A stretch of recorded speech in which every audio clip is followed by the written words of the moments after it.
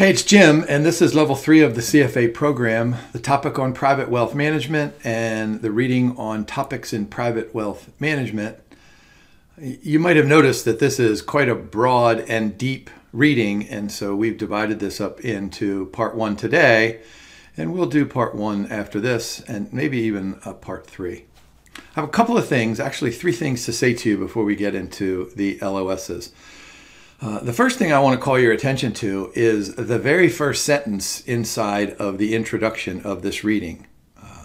The sentence reads something like, there are 3 important issues in technical competency that the Institute is trying to pass along to us. 1, we need to study the impact of taxes on wealth accumulation. We'll do most of that here in part 1.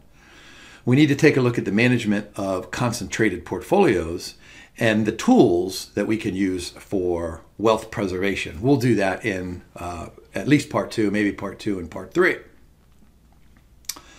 Second thing I wanted to pass along to you is to imagine you have 2 very similar clients who come to you with similar scenarios, and you put together a policy statement for each. You visit with them, you come up with the risk and return objectives, you do all that stuff, and at the very end you say something like, oh, by the way, what kind of taxes are you expected to pay this year?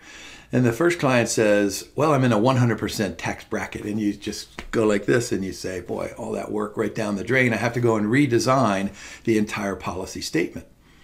Then you ask the second client the same question, and he or she says, oh, I'm in a 0% tax bracket. So you do the same thing, you smash your head in and you say, boy, what a waste of time. Now, my point is to emphasize those 2 extremes and to make certain that you're aware that the Institute is probably not going to wait till the end to ask you about the tax implications of a policy statement. And so it's important, even though this reading shows up, what are we? We're over halfway through these readings in level 3. I want you to imagine that this reading shows up at the very beginning. So I imagine in a question stem or a vignette, the Institute is going to say something like, here's a client, here's a bunch of stuff, and then here are some pieces of information that relate to taxes. And then maybe question 3 or question 6 will relate to the LOSs that we'll do here in just a second. So remember that this is super important, and it must be addressed at the beginning and not at the end. The last thing I wanted to say is really just a silly thing. I'm going to give you a homework assignment. I want you to go listen to that great old-time song by George Harrison and the Beatles called The Tax Man. You might remember that George Harrison sings as the tax man. He says, 19 for me and 1 for you. So imagine the Beatles coming to you in 1965 as their wealth manager, and they come and say, we're paying a 95% tax rate. So my earlier example at the extreme 100% might not be too crazy. Boy, wouldn't it be awesome if the Institute gave you the Beatles as one of its clients? All right, here we go. LOSs for part 1. Notice that each of those 5 has the word tax or taxation in them. So that's what we'll focus on, and then we'll do the rest in at least part 1, maybe even parts 1 and parts 2 and 3.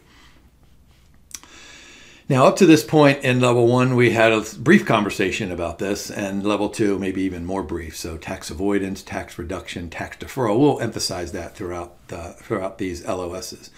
So look at that first learning outcome statement. Compare taxation of income, wealth, and wealth transfers. So in the beginning of this reading, there is a description of these categories of taxes. So I'm guessing you know all about income taxes. Make sure we include wages. Make sure we include income from our investments like dividends and interest, and then any other cash flows that might come from real estate or some other kind of alternative investment. Tax rates probably vary according to income levels. Some countries impose a stamp duty, which is on the purchase price of real estate or financial assets. This seems to be some kind of a backwards kind of a conversation here in the United States among politicians to impose some kind of a tax on trading on the floor of the New York Stock Exchange. Boy, that's a conversation for a different day.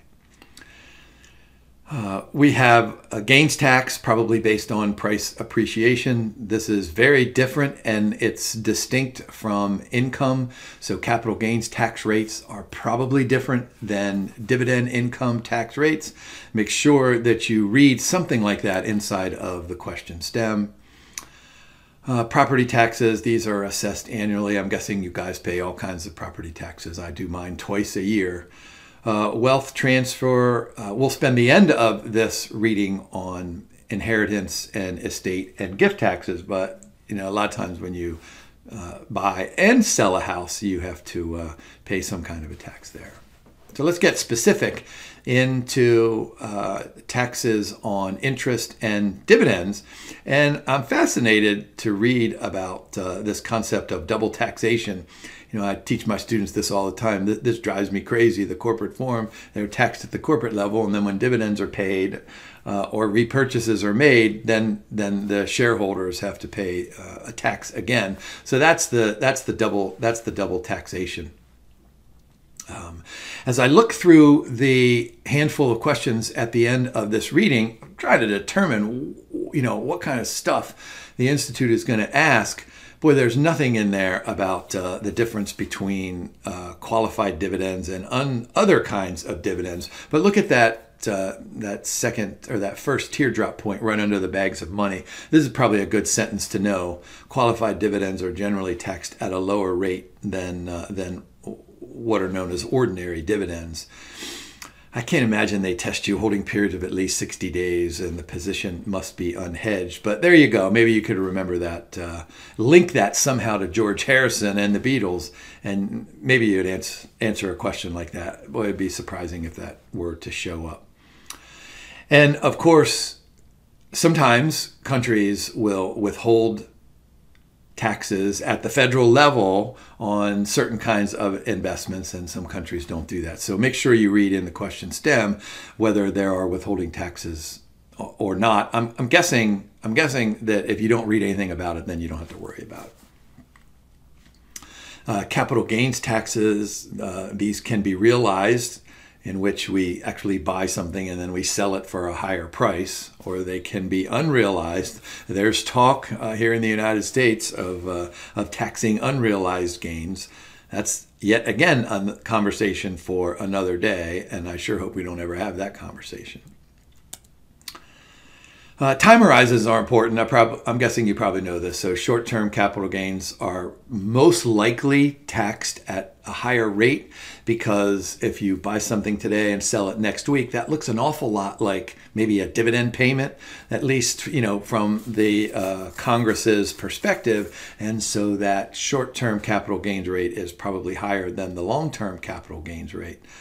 What this does is try to avoid investors from buying and selling over short time periods and then having the government help pay for that trading. Real estate taxes, we talked about this just a moment ago.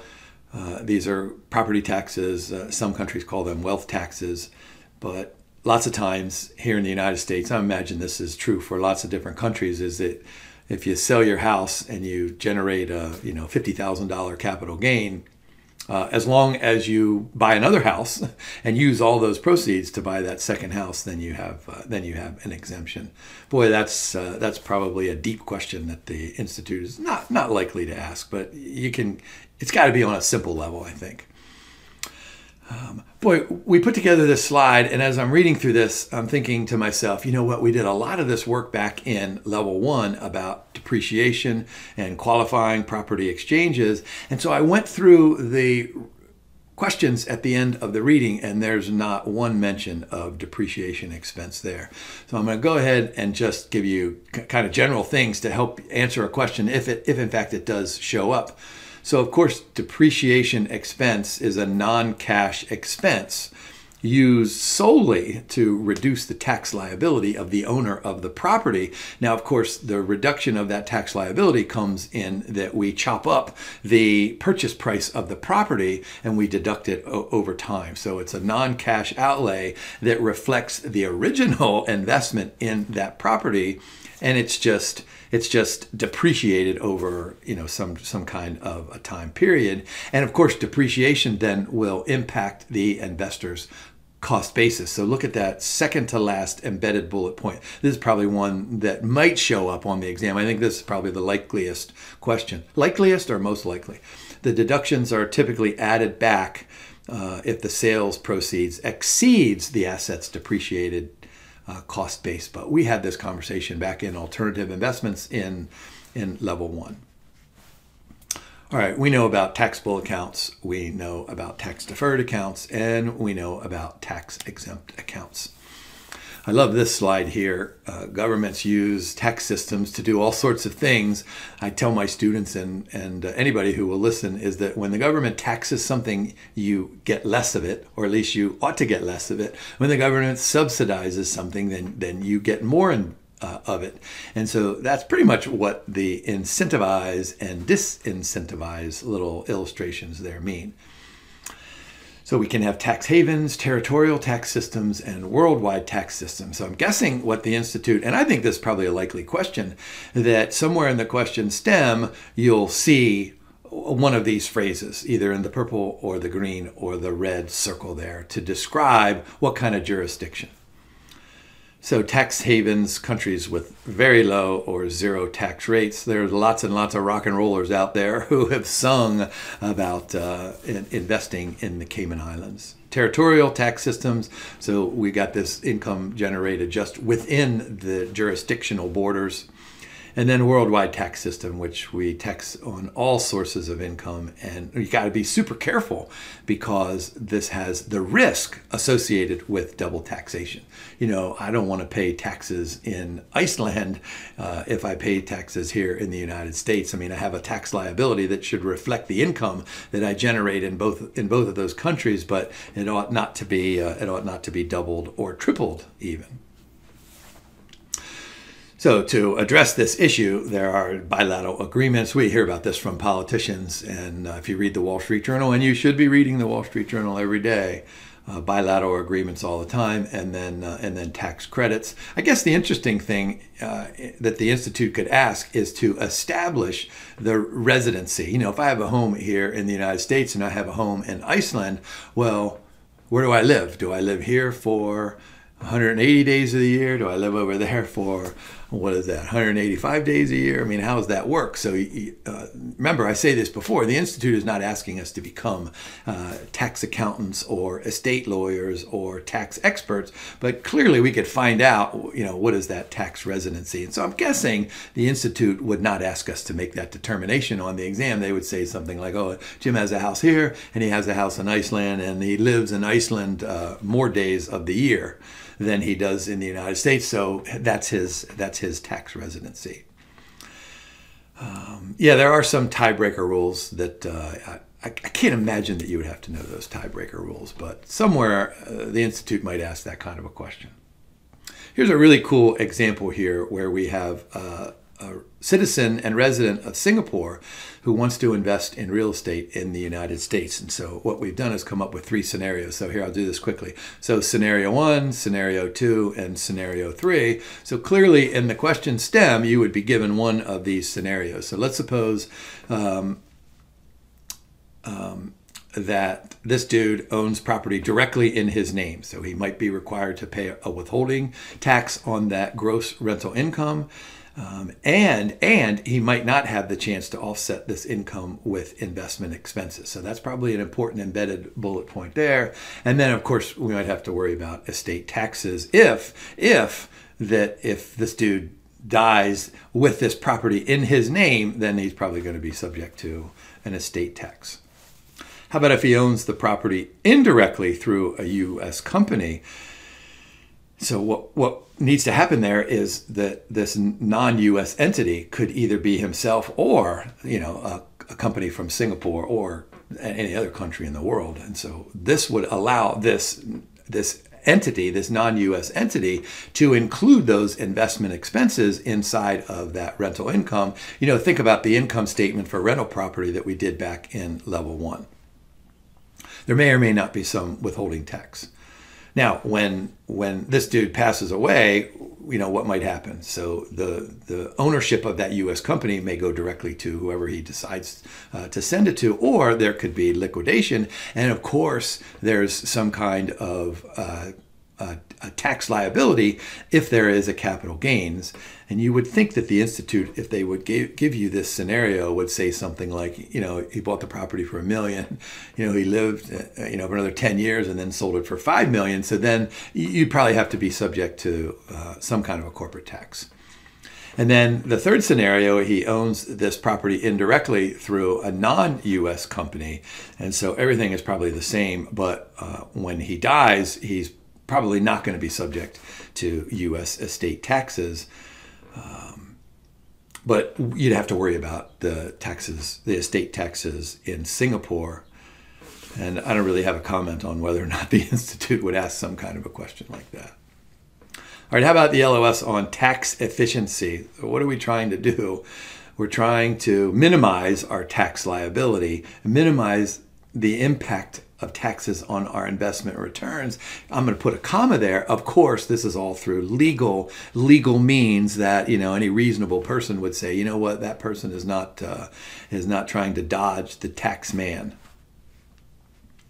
Now, this is emphasized throughout the reading and also in one or two of those questions at the end of the reading, that equities have much higher tax efficiency than other kinds of securities, specifically fixed income, and then real estate because of all the different kinds of rules there. But it also mentions derivatives. And, back in the old days, when I was first learning about derivatives as a graduate student, our professor would tell us that there really were no hard and fast rules about taxes paid on investing in derivatives, that there was nobody that was sending out any kind of a tax form like a 1099 or any kind of dividend income or any kind of whatever those forms are. And it was just self-reported. And so I remember one of my friends said, wait a minute, suppose if I buy a call option today for $1 and, the company surges and I sell it for $100, are you telling me that there's nobody reporting to the IRS that I had a $99 capital gain? And back in the old days, I'm guessing that was true because my professor, who we really trusted, said that's true. It's probably not true anymore. All right, so preferential treatment in some countries for dividends. There's the lower capital gains tax than the ordinary income tax. And you can always sell today or you can decide to sell tomorrow depending on what that tax implication is going to be. So I want you to think about this as part of the policy statement.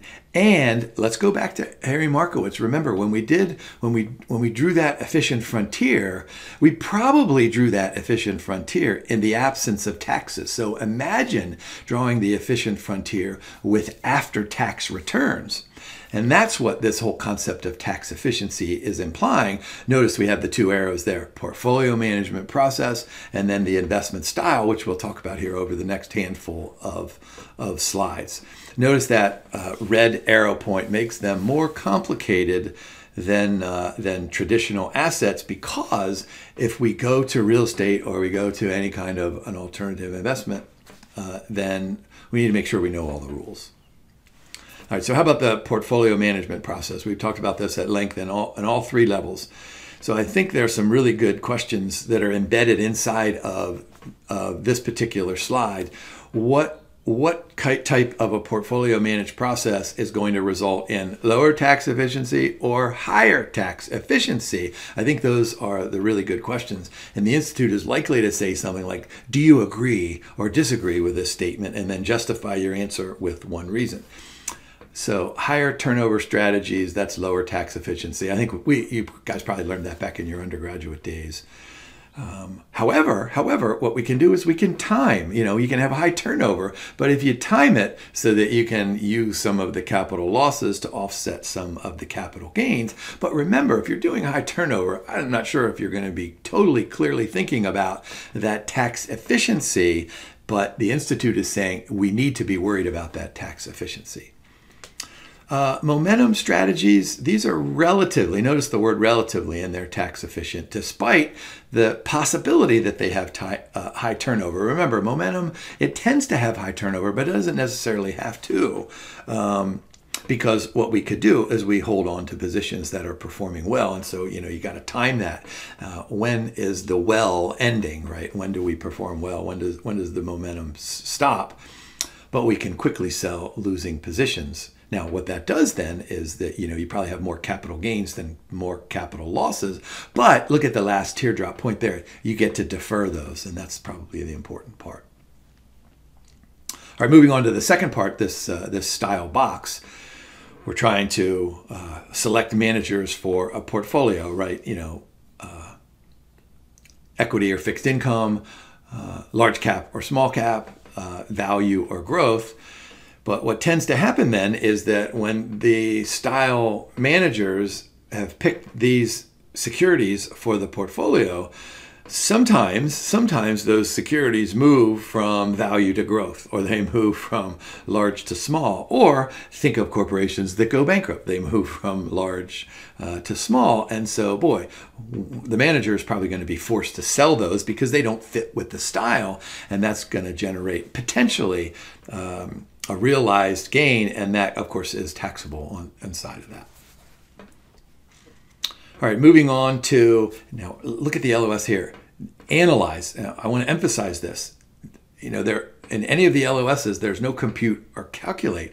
But when you read that term analyze, and when I send you after the slide deck to the problems at the end of the reading, you're going to see questions that say, compute the after-tax holding period return, compute the after-tax post-liquidation return. So even though we're not required by the LOS explicitly, we're going to be required to analyze, which implies that we need to calculate. So let's work through some of these here. After-tax holding period return. This is a super easy, here, let me go right here. This is a super easy calculation. So all we're doing is we're going to say value 1 minus value 0 divided by value 0. Remember, I taught you this back in level 1. This is just an F over P minus 1, future value divided by present value minus 1. And then, of course, in the F in the numerator, you're going to add any income, maybe dividends, maybe interest, and then you subtract out the tax. So that after-tax holding period return, I imagine that the Institute, when asking you this question, would give you the purchase price, would give you the selling price. So there's value 0 and value 1, and it would give you a dividend payment somewhere in between, and then it would say, at the end of the period they owe $27 in taxes. So that ought to be a relatively easy and straightforward calculation here. And so let's see, their interest, their dividends, and there are realized capital gains. Notice at the very bottom does not account for unrealized gains and losses. Let's hope that that stays true from Congress and other lawmakers in countries throughout the world. Now, how about an after-tax post-liquidation return? This assumes a hypothetical, or it could be an expected liquidation. And so look at the equation there. This should pop right into your brain. Notice in parentheses, we have 1 plus R, a 1 plus R2, 1 plus R3, 1 plus R4, all the way out there. So the first thing that should pop into your head is that, oh, this is a geometric return. And of course, it is a geometric return. It's probably an internal rate of return as well. And all we're going to do is take those compounded returns, and then we're going to subtract out the liquidation tax, which I'm guessing would be given to you by the Institute, divided by the final value. So think about what's happening here. You are taking these after-tax returns and you're compounding them out, and then you're subtracting whatever that final liquidation tax is, which is some capital gain there. Don't forget to raise it to the 1 over n, and then you subtract out 1. Boy, notice in the gray box at the bottom, we go ahead and give you just a quick formula for that liquidation tax, but I'm guessing that you could come up with that final value minus the basis times the tax rate on the capital gains. So that should be okay. This concept of excess returns, this goes all the way back to our conversations on equity securities and, kind of generating an alpha. So now we can have an after-tax excess return. And so what we're going to do is we're going to compare this against a benchmark. So notice we have the after-tax excess return. There's the X prime, and that's going to be the after-tax return minus the benchmark as well. So I'm guessing that somewhere in a table the Institute would give you the R prime and the B prime, and you could just simply take the difference between the two. Now there's a paragraph or two in the reading about the difference between passive management and active management. And so this is where we come up with this kind of tax alpha, and we're going to go ahead and compare the returns of pre-tax versus post-tax. So there's the equation in blue. We're taking the after-tax excess return, which we just calculated, minus that pre-tax excess return. And that should give you some idea about why it's called an alpha, and then it's called a tax alpha. Tax efficiency ratio, this is super easy. We're just going to take the R prime divided by the R, so after-tax annualized total return divided by the pre-tax annual returns. And so look at the green teardrop point. This is probably the exam question where the Institute will ask you, do you agree or disagree with this comment? So in taxable accounts, that's important. A higher tax efficiency ratio is probably more advantageous when those returns are positive. When those returns are negative, then we're not quite sure how to apply it. But look at the orange teardrop point.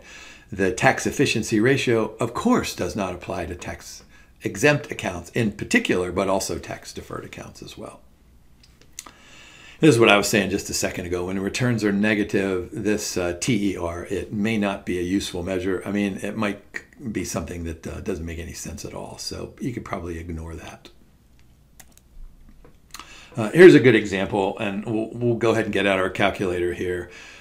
We have after-tax returns year 1, 2, 3, and 4. So 6, 8, 5, 7, 3, and 5, 9. So if you just do some quick math, what are we doing? We're compounding those after-tax returns.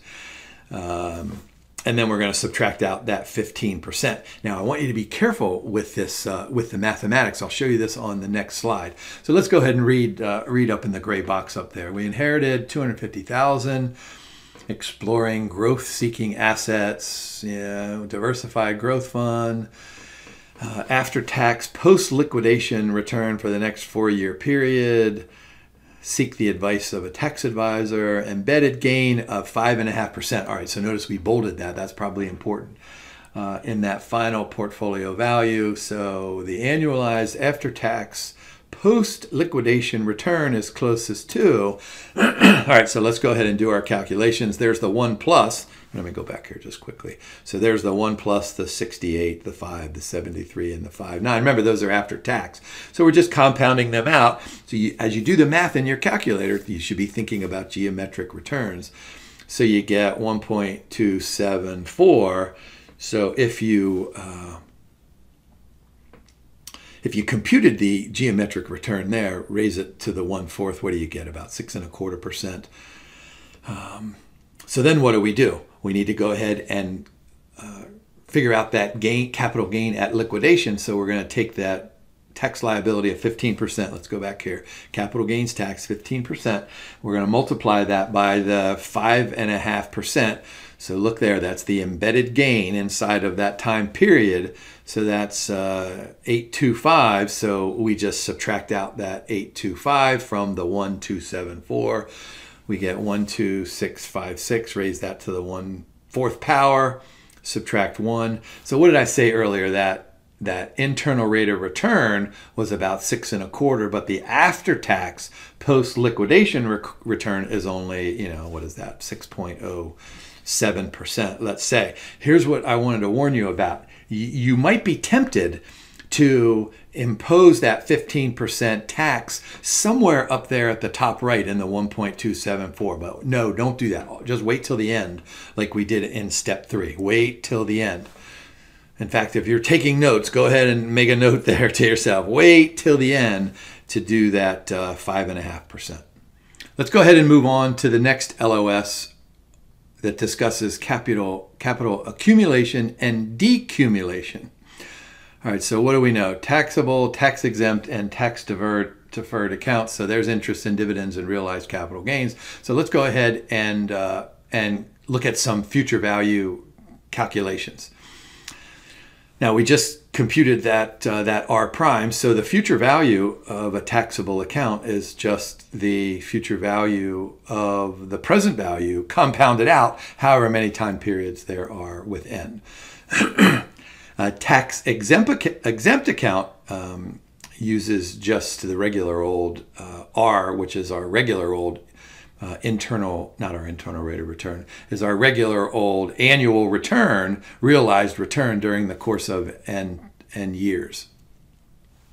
But then for tax-deferred accounts, what we need to do is the same thing that we've done before, but then we need to go ahead and multiply that 1 minus the tax rate. So notice down there at the bottom in the light blue box, we have the 1 minus the tax rate. So I'm going to emphasize this again, just like I did a moment ago. You need to wait until the end because look, you're building this up in a tax-deferred account. You're not paying any taxes, during the 10 or 20 or 30 years. Let's suppose this is a retirement account. And then you start paying taxes when you generate that income. All right, how about the asset allocation component of this? Remember that asset allocation means something like, fixed income, equities, and alternative investments. But now we have to add the layer of what are the tax implications of equities and fixed income and alternative investments. So we need to make sure that we put them in an efficient taxable, tax-exempt, or tax-deferred account. And so notice that we want to throw, look at the illustration at the bottom, we want to throw tax-efficient assets into the taxable account box. We want to throw tax-inefficient assets into the tax-exempt or the tax-deferred account. And so I love these two illustrations there. There's a good one and there's another good one. Now, look at the teardrop point there, the green one. While tax-efficient assets are generally better suited for taxable accounts, so there's a comma there. However, there are some situations where it may make sense to hold those in tax-exempt accounts. For example, equities held for the long term. I mean, that should make perfect sense. What else here? We want to avoid the negative effects of short-term taxes, of course. Yeah, look at the bottom. This is what I was saying at the very beginning, that bottom teardrop point.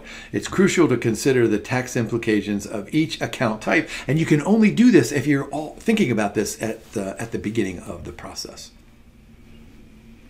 All right, so here are a couple other illustrations here that add just another layer to what we were talking about early. So if we're in a high marginal income during retirement, in a low capital gains tax environment, it's probably more efficient to hold equities in those taxable accounts. On the other hand, if we've got this low marginal income in retirement, then we might want to hold equities in tax-deferred accounts. So remember that these equities, the Institute is not making this stuff up. This is thousands of years of the human investment brain thinking that, okay, equities, they're going to provide us with the highest expected return over the long term. So we want to use those in all of our different accounts. So what the Institute wants us to do is to make sure that we put those equity securities in the appropriate tax type. Yeah, look at the very bottom bullet point there. Client's objective and investment horizon for different accounts may vary. So let's take a deep breath and go back to the composition of the policy statement when we're putting together the risk and return objectives, and we might have an objective for our tax-deferred account. I have a different objective. I'm going to be teaching until I'm, 70, maybe 80 if I live that long. But, so I'm not going to retire for quite some time. That's a different model than I do in trying to prepare for other things like children's college education or, anything else that my wife and I might want to do. Look at the very bottom bullet point. Some tools can be used for after-tax portfolio optimization. I was a little surprised that inside of the reading, the authors, they mention this after-tax portfolio optimization, and I was thinking maybe we're going to go into a whole rigmarole of how we can do that, but the reading doesn't go down that path. So just be aware, and you guys are probably better suited to know this than I am about after-tax portfolio optimization. When I do this in my investments class, we do this all in pre-tax. Now, let me tell you a quick story. When my grandfather retired, he lived off of his principal amount. He had some equities, he had some fixed income securities. And so some years when he would come to visit and take me out to my birthday, we'd go out and we'd have lobster and steak. And some years we'd go out and we'd have peanut butter and jelly, because some years his income was high, some years his income wasn't as high. I'm making that up, those peanut butter and jelly. My grandfather loved me. He never would have fed me peanut butter jelly. Yeah, so look at the green arrow point. Accumulated assets to generate income and cover the retiree's living expenses. So this is tax efficient decumulation. So what are we going to do? We're going to withdraw funds from the taxable accounts first until they are exhausted, and then we're going to allow the tax-exempt and the tax-deferred accounts to, compound to higher values when we need them, assuming we live for several more years. Two systems, progressive tax systems, so the tax rate increases as the income levels increase. We have this here in the United States. Although there's tremendous talk about moving to a flat tax. Read the Wall Street Journal, and those editors will tell you their opinions on a flat tax. And of course, this all relates to probably nothing for your exam here, but it's a great understanding of how the tax system impacts the economy, which then, of course, impacts dividends and capital gains and all that kind of stuff here.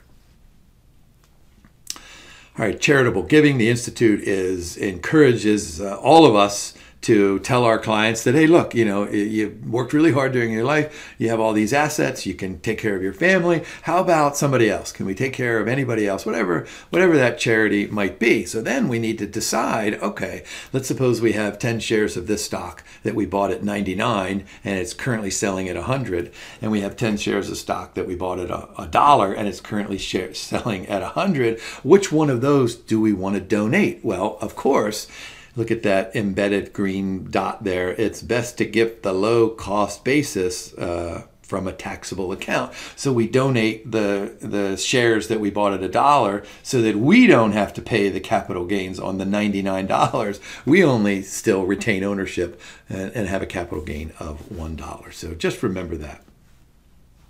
Now, in part 2 of this reading, we're going to go ahead and talk about concentrated asset positions. So I'm going to defer my conversation until we get to part 2.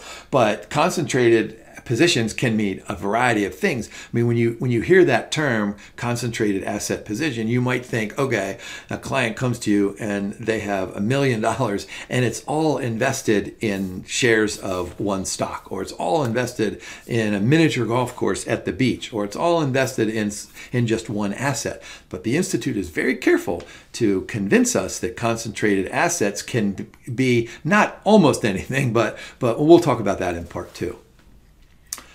Let's see. Do we want to promote tax evasion? Subject to taxes are concealed. Boy, there's a word illegal on there, so we probably don't want to do that.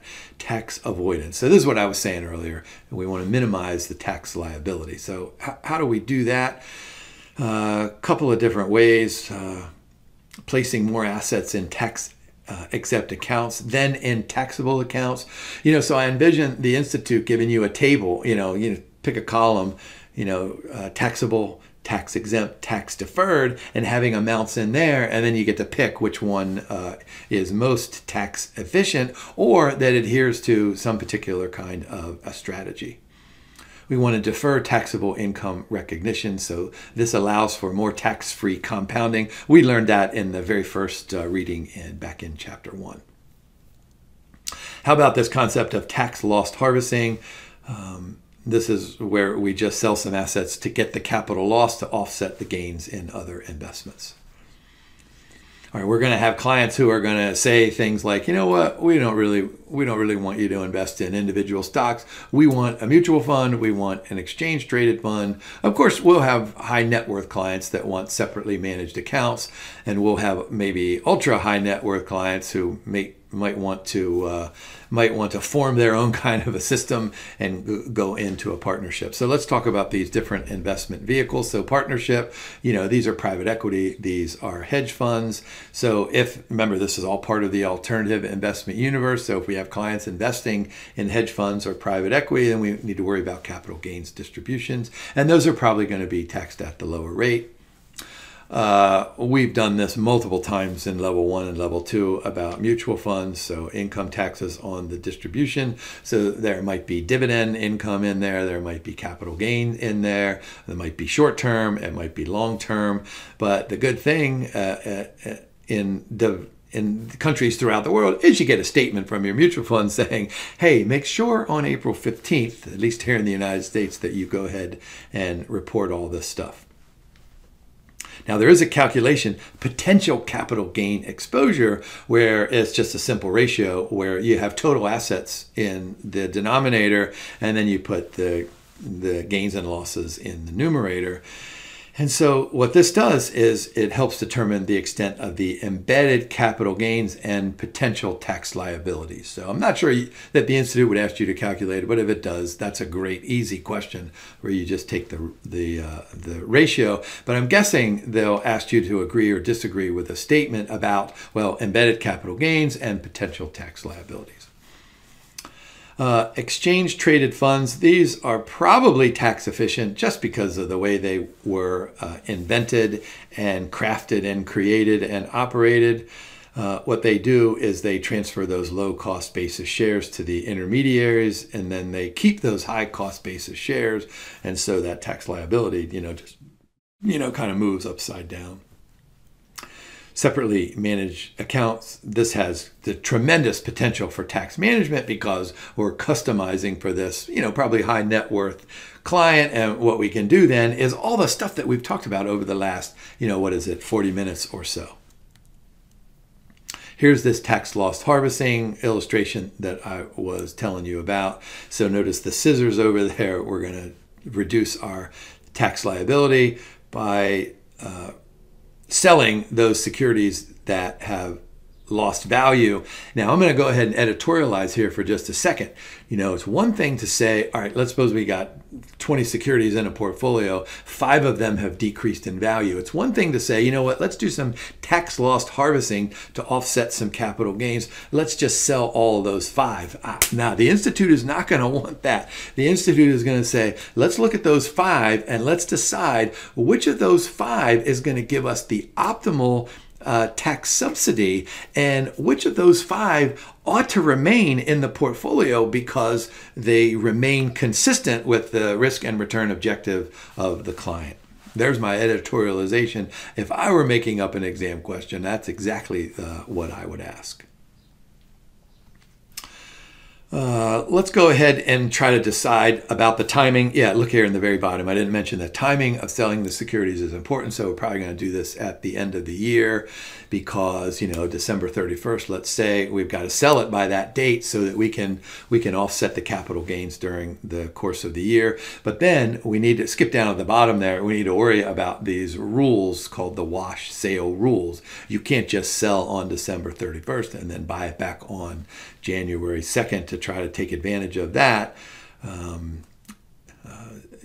because the government is smart and they don't want you to, try to take advantage of the tax code. So when are we going to do our gains? Probably we're going to sell our shares for gains on January 2nd or sometime early in the year. So that's pretty much what these 2 boxes tell us. So we want to sell at the end of the year for losses, and we want to sell at the beginning of the year for gains. That should make perfect sense. Now, a couple of things here to add to this kind of a conversation here.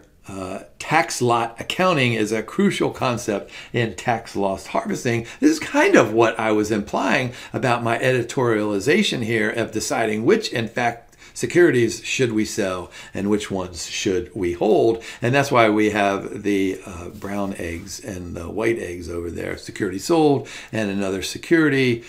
So this can lead to a situation where the portfolio is inconsistent, and that's what I was saying. That's what I was saying earlier.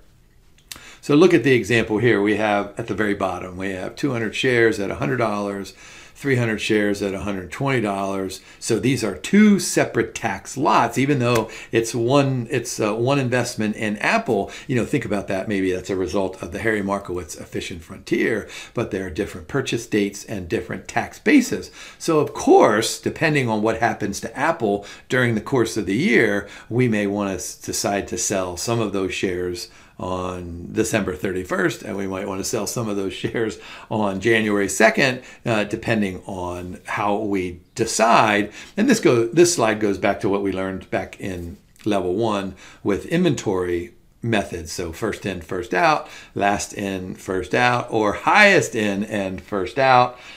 I'm not quite sure why FIFO is mostly the default, but HIFO is the most efficient tax option. So remember those three. I'm guessing the Institute inside of the question stem would tell you which one of these that are to be used, or they would say, here's a scenario like this back here, which one should you use? And then you would, of course, decide whichever one it was that is most tax efficient. Now, of course, we can have some quantitative tax management strategies. We can use tracking error. So what's the goal? Minimize tracking error. We can worry about trading costs. We want to minimize those trading costs. We have realized gains. We want to minimize those gains, or we want to float them over into the next year. So what do we want to do? We want to minimize realized gains and maximize realized losses. So there are quantitative methods that can be used to achieve tax efficiency. This is what I was saying earlier about this reading mentioning these tax optimization strategies, but we're kind of left with this little illustration here. And so I'm guessing that this is probably the limit of what the Institute would ask. All right, how about the application of these tax management strategies? So what can we constrain?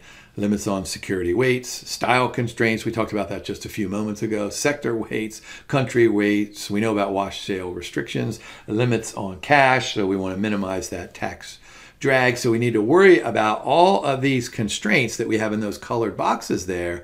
And so think about having a new client come to us, and the client, and a lot of the examples, especially in my class, I'll just say something like, you know what, here the client inherits a bunch of money, and the Institute does that as well. But suppose the client comes and says, oh, I have this portfolio. I have 5 stocks. It's a completely undiversified portfolio, and I have these embedded capital gains in there. How do we manage this? So look at that second point in the purple box. We need to balance the tax cost of selling versus the risk of underperformance from holding on to those securities too long. But once again, this is marginal costs and marginal benefits. I'm going to go back to what I editorialized just a few moments ago. Look at that last point. Appreciated securities may not be consistent with whatever we come up with in the onboarding of this new client with the risk and return objectives. All right, tax optimized loss harvesting. So here we go. Systematically monitor for tax opportunities. So once again, we're going to do this at the very beginning, and then we're going to monitor. Remember, I say this regularly. The Institute is super happy to remind us that we need to monitor. We're not going to make a decision today and then wait it for a year and then go back to it. We need to monitor, monitor, monitor. And that's pretty much what this tax optimized loss harvesting means. And also the gain loss matching optimization. So you pair those to come up with this efficient tax strategy. And that takes us through part 1. What we'll do in part 2, single asset positions, concentrated positions. I said that earlier. And then in part 3, we'll focus mostly on estate planning. So what I want you to do right now, keeping in mind that we're going to do a part 2 and a part 3, is I want you to go and look at these handful of questions at the end of the reading. You're not gonna know how to do some of them, but that very first question is on here. Let me go back here real quick. That very first question at the end of the reading is on a concentrated position. So I want you to look at the question, and I want you to say, okay, I don't know anything about that answer, and I want you to go to the solution, and then that'll help you prepare for part 2. So read through those questions and the solutions. Just do it quickly, 15 minutes or so. And then when we finish part 3, I'll have you go back and redo those. So, hey, thanks for watching. I had about as much fun as you could have talking about taxes on April 15th. And good luck studying.